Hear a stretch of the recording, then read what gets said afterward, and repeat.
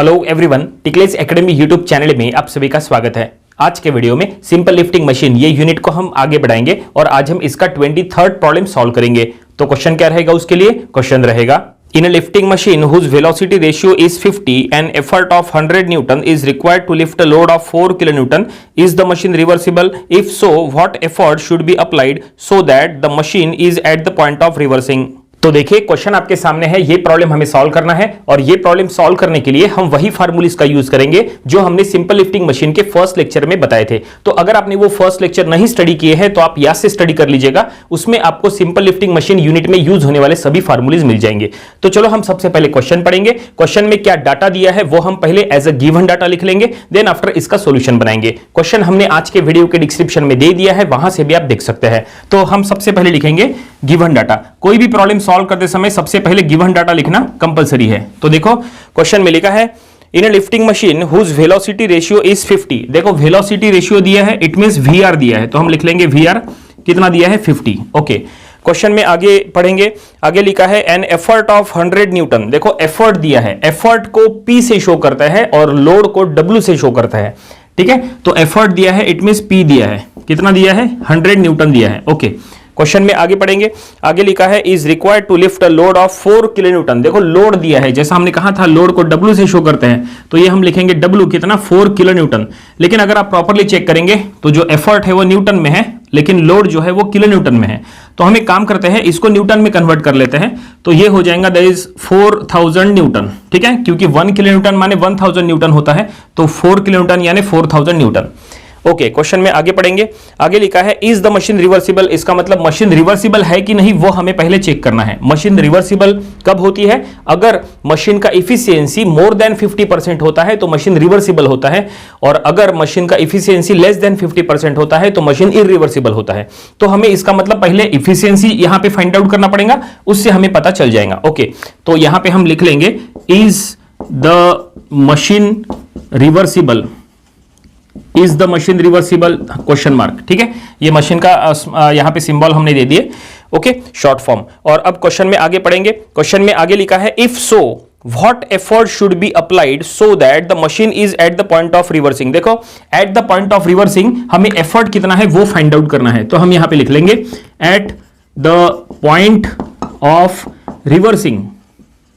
Eight the point of reversing effort कितना है, effort माने P कितना है वो हमें फाइंड आउट करना है। तो ये हमने यहां पे गिवन डाटा पूरी तरह से लिख लिया है और अब ये गिवन डाटा का यूज करके हम प्रॉब्लम सॉल्व करेंगे। तो सबसे पहले हमें क्या फाइंड आउट करना है? सबसे पहले हमें ये चेक करना है कि मशीन रिवर्सिबल है या इरिवर्सिबल है। तो जैसा हमने कहा था रिवर्सिबल इरिवर्सिबल के लिए हमें पहले इफिशियंसी मशीन का फाइंड आउट करना पड़ेगा कि इफिशियंसी 50% से ज्यादा है या कम है। तो चलो इफिशियंसी हम पहले निकालेंगे। इफिशियंसी निकालने का फार्मूला होता है MA/VR × 100। देखो फार्मूला यहां पे लिख के देते हैं, परसेंटेज इफिशियंसी को परसेंटेज n से शो किया जाता है और इसका फार्मूला दैट इज MA/VR × 100। ये फार्मूले से आप इफिशियंसी निकालते हैं। VR माने वेलोसिटी रेशियो जो यहां पे दिया है, और MA माने होता है मैकेनिकल एडवांटेज। तो MA का वैल्यू यहां पे दिया नहीं है, तो हमें MA पहले निकालना पड़ेगा। MA निकालने का फार्मूला होता है W/P, it means load bye effort. तो लोड और एफर्ट यहां पे दिया है, तो चलो हम सबसे पहले MA यहां पे फाइंड आउट करेंगे। तो ये हम यहां पे लिख लेंगे मैकेनिकल एडवांटेज। मैकेनिकल एडवांटेज, तो mechanical advantage it means MA।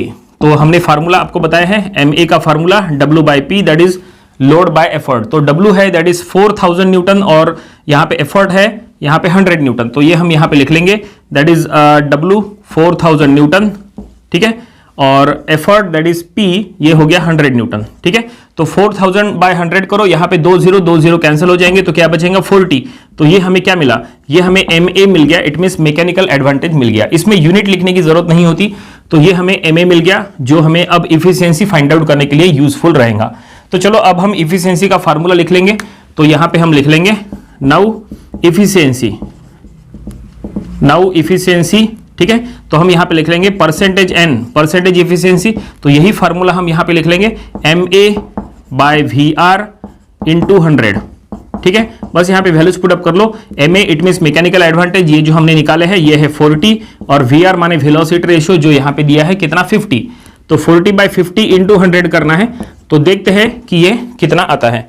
तो 40/50 इंटू 100 करने के बाद ये आता है 80%। तो ये हमने सॉल्व कर लिया है। 80% ये हमें क्या मिला है, ये हमें परसेंटेज इफिशियंसी मिल चुका है। वैसे परसेंटेज इफिशियंसी फाइंड आउट करने के लिए कहा नहीं था, लेकिन हमने इसलिए निकाले क्योंकि परसेंटेज इफिशियंसी को देख के हम ये पता कर सकते हैं कि मशीन रिवर्सिबल है या इरिवर्सिबल है। तो फाइनली हमें यहां पे परसेंटेज इफिशियंसी मिल चुका है। तो अब बताओ ये परसेंटेज इफिशियंसी को देख के कि क्या मशीन रिवर्सिबल है, तो बिल्कुल ये जो गिवन मशीन है ये रिवर्सिबल है, क्योंकि इफिशियंसी मोर देन 50% है। रूल के अकॉर्डिंग अगर इफिशियंसी मोर देन 50% होती है तो मशीन रिवर्सिबल होती है, और अगर लेस देन 50% है तो मशीन इरिवर्सिबल होती है। तो यहां इफिशियंसी मोर देन 50% है, तो हम यहां पे लिख लेंगे। तो ये हमने स्टेटमेंट में लिख लिया है, since percentage efficiency is more than 50% therefore the given machine is reversible. ये सबसे इंपॉर्टेंट है, ठीक है। तो ये स्टेटमेंट लिखने के बाद आधा प्रॉब्लम यहां पे सॉल्व हो गया, ये समझ लो, क्योंकि मशीन रिवर्सिबल है ये हमें पता चल गया। इसका मतलब ये बीट हमने सॉल्व कर लिए। लेकिन हमें एक और चीज यहां पे सॉल्व करना है। अब क्या फाइंड आउट करना है, तो क्वेश्चन में लिखा है कि अगर मशीन रिवर्सिबल है तो at the point of reversing, देखो क्या लिखा है, at the point of reversing effort कितना है ये हमें फाइंड आउट करना है। At the point of reversing ये सबसे इंपॉर्टेंट है। नंबर ऑफ स्टूडेंट्स ये प्रॉब्लम सॉल्व करते समय यहां तक तो सही सॉल्व कर लेते हैं, लेकिन इसके बाद गलती करते हैं। उनको यही समझ में नहीं आता कि eight the point of reversing का क्या अर्थ है। तो एक बात आपको ध्यान में रखना है, at the point of reversing जब कभी भी कोई प्रॉब्लम में लिखा है तो हमेशा ध्यान में रखना कि eight the point of reversing efficiency 50% होता है। At the point of reversing, देखो क्या लिखा है, point, eight the point of reversing, इसका मतलब रिवर्सिंग जब होता है वो पॉइंट पे, तो 50% से नीचे है तो इरिवर्सिबल है, और 50% के ऊपर है तो रिवर्सिबल है। इसका मतलब रिवर्सिबल कब होता है, 50% से ऊपर अगर है, इसका मतलब उसकी लिमिट, इसका मतलब स्टार्टिंग कहां से हो रहा है, 50% से। इसका मतलब रिवर्सिंग 50% से स्टार्ट हो रहा है। इसका मतलब पॉइंट ऑफ रिवर्सिंग हो गया 50, समझ गए। तो पॉइंट ऑफ रिवर्सिंग 50% है, तो at the point of reversing इसका मतलब एट 50%, ठीक है। At the point of reversing it means at 50%, effort कितना है वो फाइंड आउट करना है, समझ गए। तो ये सबसे इंपॉर्टेंट है। तो चलो अब हम यहां पे लिख लेंगे now at the point of reversing, now at the point of reversing percentage efficiency is 50%। देखो ये हमने स्टेटमेंट में लिख लिया है, काफी आसान स्टेटमेंट है। Now at the point of reversing percentage efficiency is 50%, ये क्लियरली हमने लिख लिए। और अब ये पॉइंट ऑफ रिवर्सिंग पे एफर्ट कितना है वो हमें निकालना है। सो देयरफॉर हम यहां पे लिख लेंगे, so at this efficiency, so at this point effort P कितना है वो हमें फाइंड आउट करना है। देखो at this point P equals to question mark.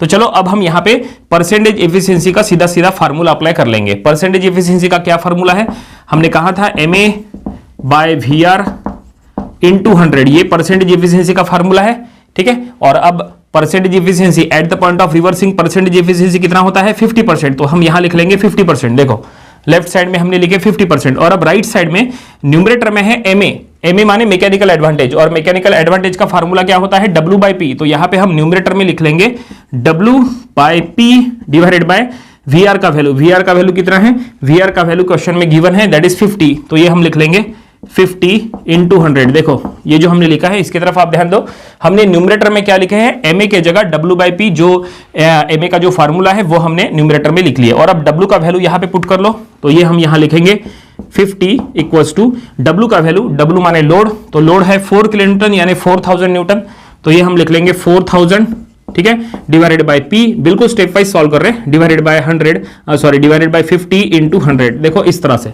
Okay. और अब यहां पे हमें P फाइंड आउट करना है, काफी आसानी से ये सॉल्व हो जाएगा। देखो ये ऐसा हम करेंगे 50 equals to 4000 divided by 50P into 100, चलेगा। ओके, हमने क्या किया, ये जो P यहां पे था उसको हमने डिनोमिनेटर में ले लिए। और अब क्या करो, ये जो P है इसको इधर लेफ्ट साइड में लेके आ जाओ, और ये जो 50 है उसको नीचे लेके चले जाओ, ठीक है।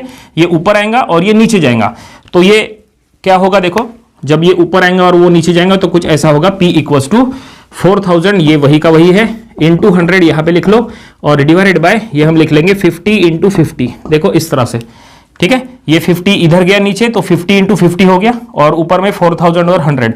बस अब इसको आप कैलकुलेटर में सॉल्व करो तो यहां पे आपको P मिल जाएगा। तो चलो हम इसको सॉल्व करते हैं। तो P का वैल्यू आएगा 160, तो ये हमें मिल चुका है P कितना, 160 न्यूटन।